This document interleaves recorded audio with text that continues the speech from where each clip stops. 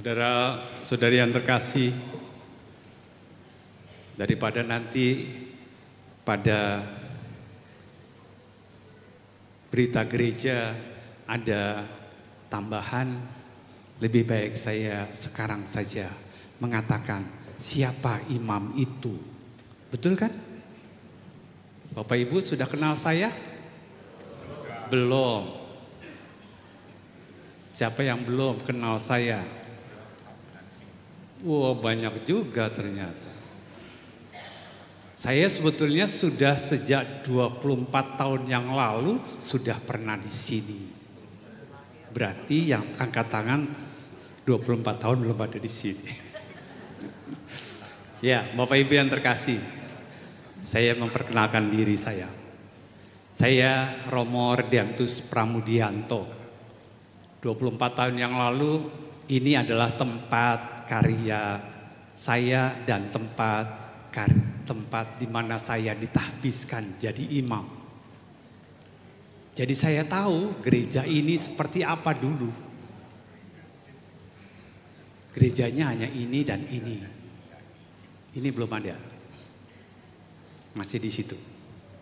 Di sebelah sini adalah tempat bermain anak-anak OMK. Di bawah ada band. Sebelah kiri adalah aula. Saudara-saudari yang terkasih, itulah realitas yang kita jalani dalam hidup. Semua orang berjalan pada peziarahan bersama satu dengan yang lain. Saya mau bertanya, pertanyaannya gampang. Tidak dijawab, hanya tunjuk jari saja. Siapa yang pernah membaptis orang? Nggak ada yang tunjuk jari. Berarti Bapak Ibu tidak pernah membaptis orang. Boleh atau tidak kita membaptis? Boleh, dalam situasi darurat. Maka dalam situasi darurat tidak pernah ada yang membaptis. Tidak ada. Kenapa tidak membaptis?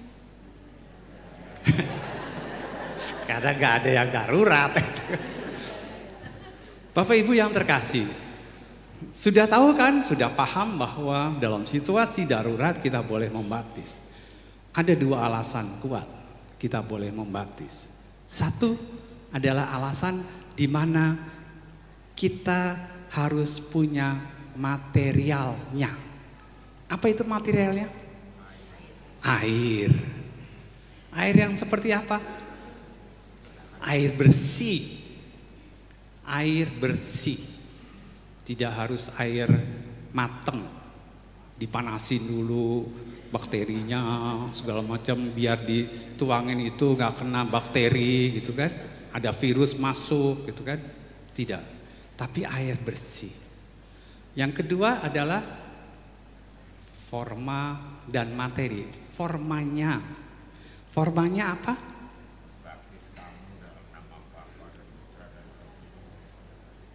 Ketika kita menuangkan itu, ngomong apa? Aku membaptis engkau dalam nama Bapa dan Putra dan Roh Kudus. Dua hal ini harus ada dan harus kita lakukan. Maka kalimat dalam bacaan yang kita dengar tadi, baptislah mereka, karena itu pergilah, jadikanlah semua bangsa muridku, dan baptislah mereka dalam nama Bapa dan Putra dan Roh Kudus. Ada sesuatu yang lalu diikuti di situ. Dan ajarlah mereka melakukan segala sesuatu yang telah kuperintahkan kepadamu. Berarti ada keteladanan di situ. Ada sesuatu yang harus kita tunjukkan pada orang itu untuk menjadi murid Yesus yang sesungguhnya baik. Ini yang mau kita jalani bersama dalam hidup sebagai orang beriman kepada Kristus. Bapak Ibu siap? Siap, harus siap. Kalau nggak siap, gimana caranya? Masa semuanya harus kerjaannya pastor? Ntar nenek saya sudah belajar, terus lalu sudah agak susah, pastornya dipanggil, padahal dia di ujung gunung sana belakang. Padahal dia tinggal bersama dengan aku. Padahal aku sudah diajari oleh romoku. Padahal ada air di situ. Padahal tinggal ngomong. Aku mau baptis engkau. Jangan lalu pakai gayung yang besar. Aku mau baptis engkau, Bapa dan Putra dan Roh Kudus. Namanya memandikan. Bagus dia dibaptis, bukan dimandikan. Pada saat dimandikan, pada saat apa? Sudah enggak bernafas. Dimandikan. Saudara-saudari yang terkasih, menjadi murid Yesus kita diajak untuk terus-menerus belajar memahami keberimanan kita. Maka menjadi menarik ketika lalu kita diajak untuk membawa hidup kita dalam kesaksian. Dalam bacaan kedua kita dengarkan, saudara-saudara terkasih, semua yang dipimpin oleh Roh Allah adalah anak Allah.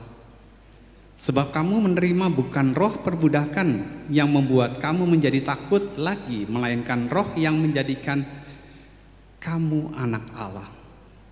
Oleh roh itu kita berseru Aba ya Bapa. Roh itu memberi kesaksian bersama-sama roh kita, membawa kita ini anak Allah. Pada bagian terakhir diungkapkan, jika kita menderita bersama dengan Dia, kita juga akan dipermuliakan bersama dengan Dia.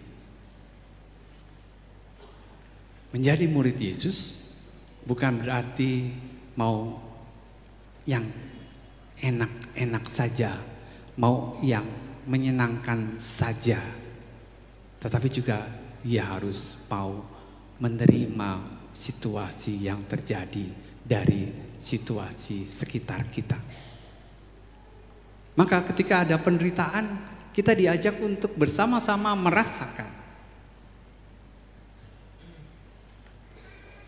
Bapak Ibu pernah dengar cerita kisah dalam acara entertain pindah tempat? Seorang direktur tiba-tiba dia menjadi seorang tukang tambal ban. Tukang tambal ban tiba-tiba menjadi seorang direktur.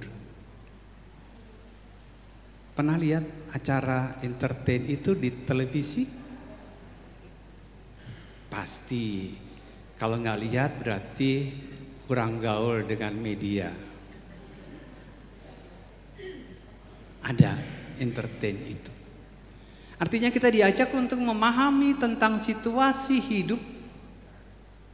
Bagaimana orang merasakan perjuangan, pergulatan hidup. Itulah yang juga mau diungkapkan oleh Yesus ketika para murid merasakan hal itu. Kamu kan murid Yesus. Kamu kan saya pernah lihat bersama dengan Yesus. Tetapi lalu yang dilakukan adalah Bukan, saya bukan murid Yesus. Menolakkan diri. Apakah menjadi murid akan menjadi seperti itu? Itu permenungan buat kita. Kita coba mulai hari ini ke depan. Nanti Bapak Ibu habis pulang dari sini mau makan di mana? Di restoran mana maksudnya? Berani nggak di restoran itu membuat tanda salib? Berani nggak? Berani, harus berani. Kalau nggak berani berarti dipertanyakan. Maka hal-hal yang inilah yang lalu harus kita lakukan. Kalimat dalam bacaan pertama menjadi menarik. Berpeganglah pada ketetapan dan perintahnya yang kusampaikan kepadamu pada hari ini, supaya baiklah keadaanmu dan keadaan anak-anakmu di kemudian hari. Ketika kita berani menampilkan keteladanan akan menjadi murid Yesus, bukan tidak mungkin anakku melihat aku. Oh, papa berani buat tanda salib di restoran.